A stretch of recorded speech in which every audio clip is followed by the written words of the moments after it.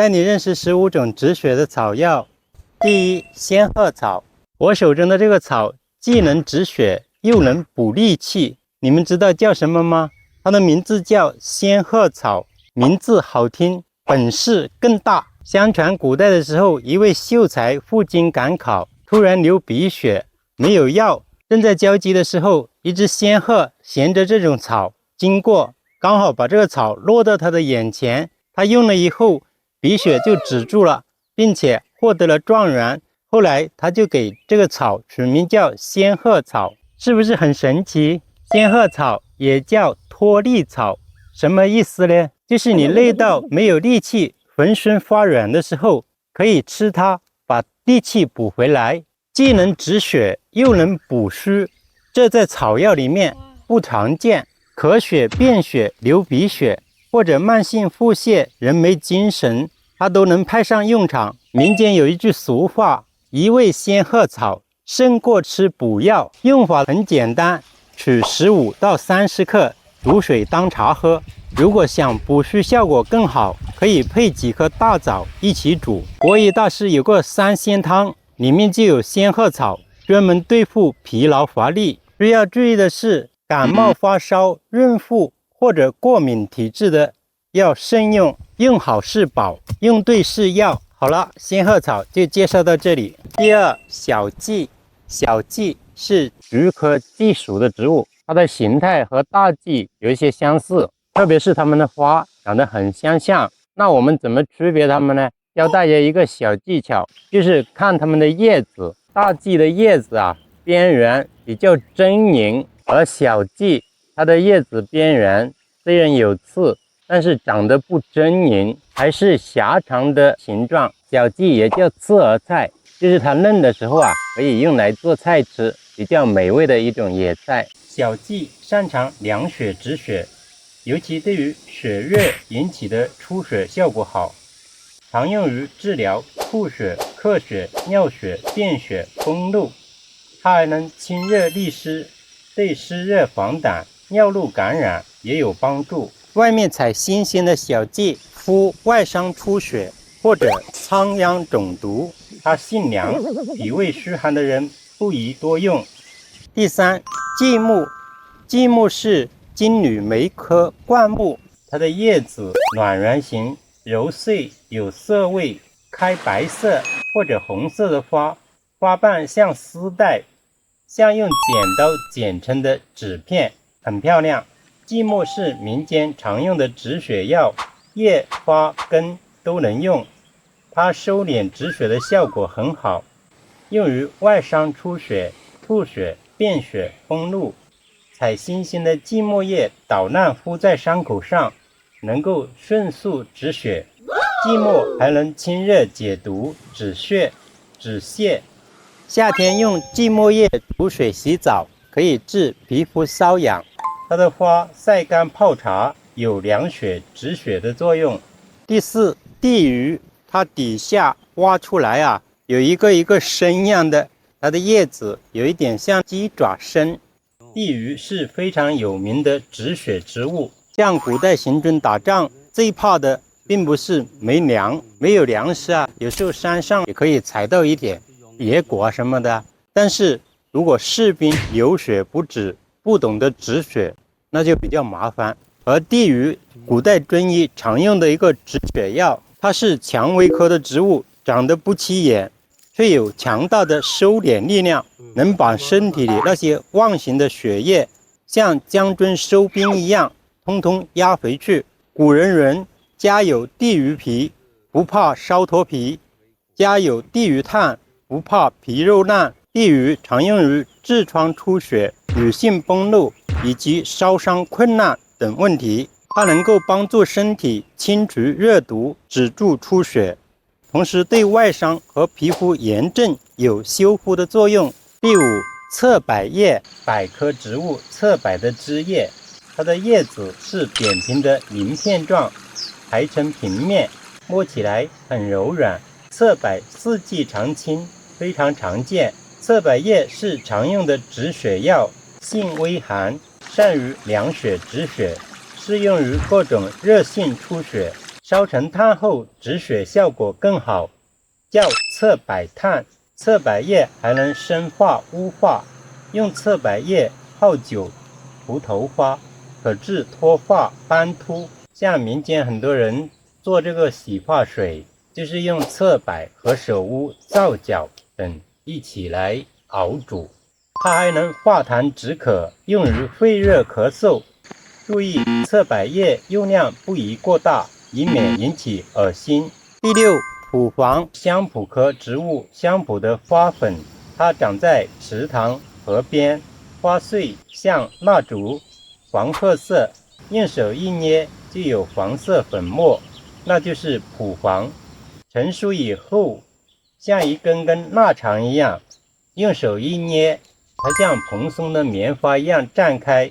蒲黄是止血和活血的双向良药，生用能活血化瘀，炒炭后能收敛止血。它对于各种出血，尤其是外伤出血、吐血、咳血、崩怒、便血，效果都很好。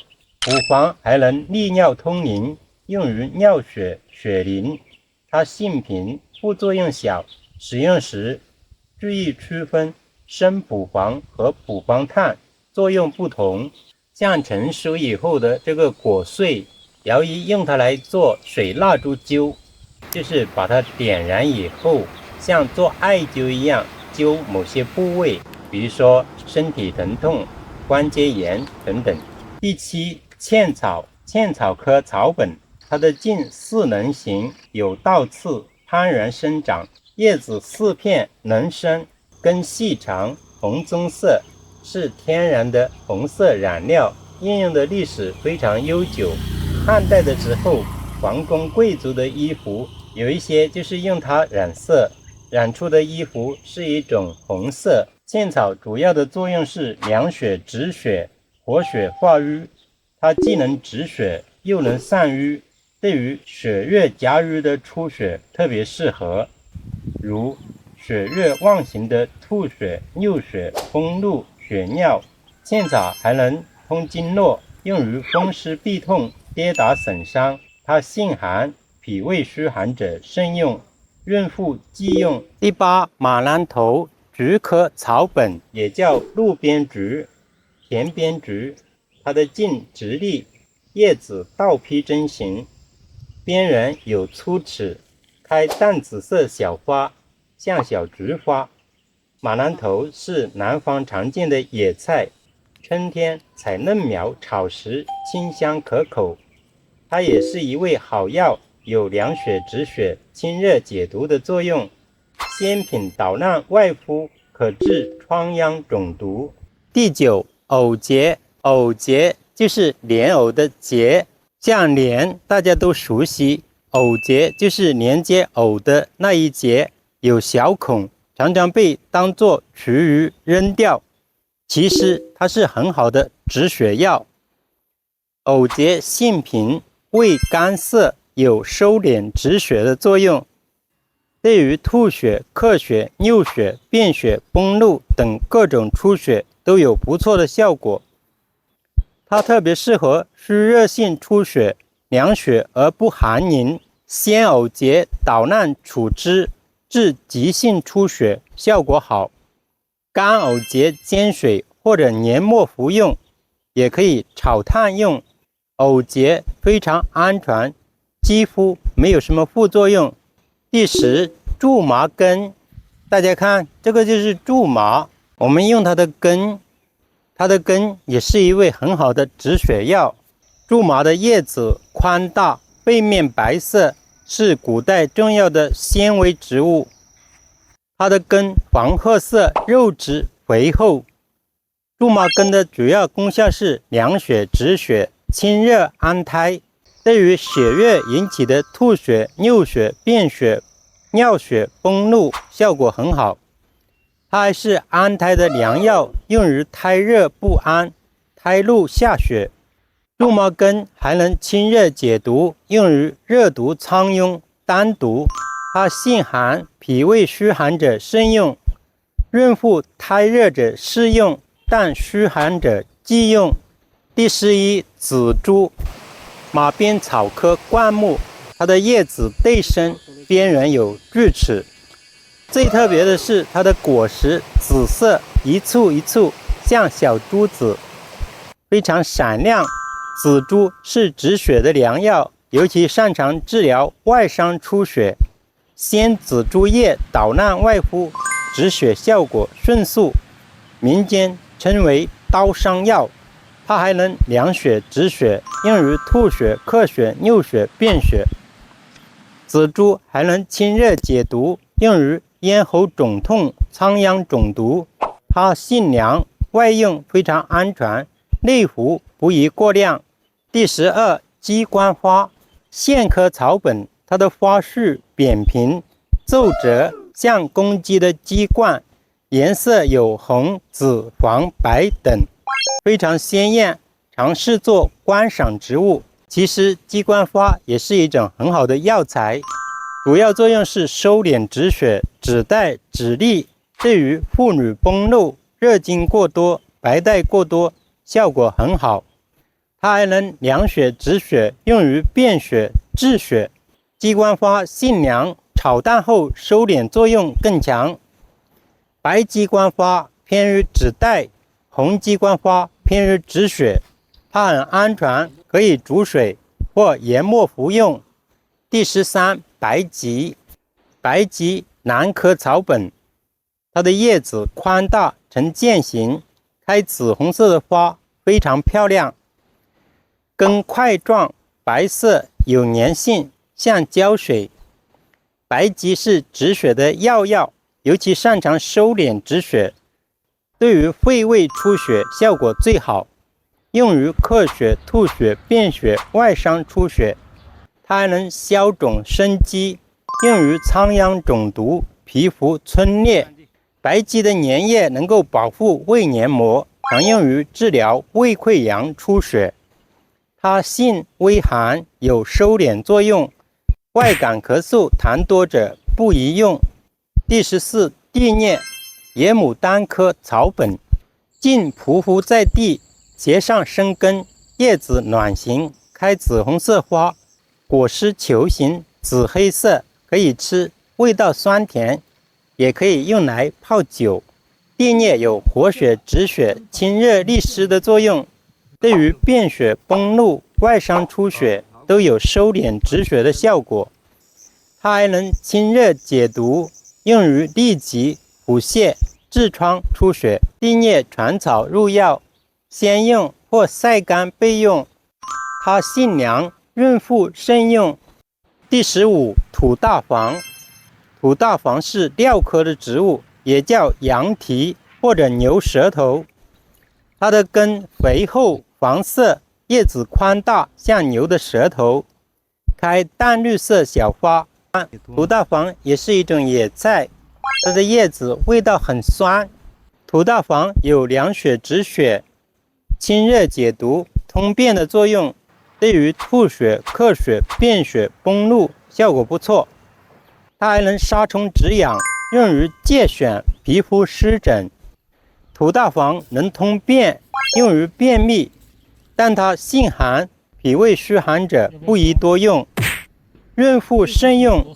要注意的是，土大黄不是大黄，它们功效有点相似，但是土大黄泻下的作用没有大黄那么迅猛，比较偏弱一些。第16，元宝草，藤方科草本，它的叶子对生，两片叶子基部相连，贯成茎干，形似元宝，所以叫元宝草，开黄色小花。元宝草有凉血止血、清热解毒、活血止痛的作用，对于吐血、尿血、便血、崩漏以及跌打损伤、臃肿、疮毒。它还能调经，用于热经不调、痛经。新品捣烂外敷，可治外伤出血。它性凉，孕妇慎用。第17，大戟，菊科草本，和小蓟是兄弟一样的。它的茎有棱，叶子乳状深裂，裂片有尖刺，很扎手，有的也叫驴扎口，开紫红色花，大剂凉血止血的作用比小剂强，常用于血液妄行的各种出血，如吐血、咳血、尿血、崩漏、尿血。它还能消瘀散肿，用于苍蝇肿毒。鲜大剂捣烂外敷，可治外伤出血。大剂性寒，脾胃虚寒者不宜久服，孕妇慎用。第18，地锦草。地锦草有的地方也叫血见愁，所以它也是一种很好的止血良药。大戟科草本，茎匍匐，红色，折断有白色乳汁，叶子小，对生，开小花。它铺在地面上，像一张锦毯。地锦草有凉血止血、清热解毒、利湿退黄的作用，用于便血、尿血、崩漏、外伤出血以及痢疾、肠炎、湿热黄疸。它还能通乳，用于产后乳汁不通。鲜地锦草捣烂外敷，可治苍蝇、蛇虫咬伤。它性平，比较安全，但是孕妇慎用。第19，转柏。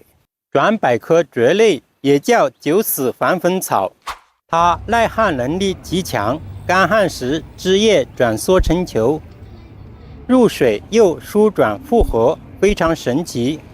转柏的作用是活血止血，生用能活血调经，用于闭经、跌打损伤；炒炭用能收敛止血，用于吐血、便血、崩漏。转柏还能抗癌，现代研究中用于肿瘤辅助治疗。它性平，但活血作用强，孕妇忌用，外用可治刀伤出血。第20，墨旱莲，一种菊科的草本，也叫李长，茎直立，叶子对生，披针形，折断茎叶会流出黑色汁液，像墨汁，开的白色小花像莲花，所以叫墨旱莲。墨旱莲是常用的止血药，有凉血止血、滋补肝肾的作用，用于吐血、尿血、便血、崩漏、外伤出血。它还能乌发，用于须发早白。它也能清肝明目，用于目赤肿痛、眩晕。新品捣烂外敷，可治外伤出血。墨旱莲性凉，脾胃虚寒者不宜久服。很多凉血止血的东西啊，其实都是性凉，脾胃虚寒的需要注意。当然，止血的药材啊还有很多，像我们人体啊、身上啊、我们的头发烧成炭，就是血瘀炭。血瘀炭也是一种很好的止血药。好了，止血草本的合集就讲到这里。喜欢中草药、喜欢传统文化的朋友可以关注我们。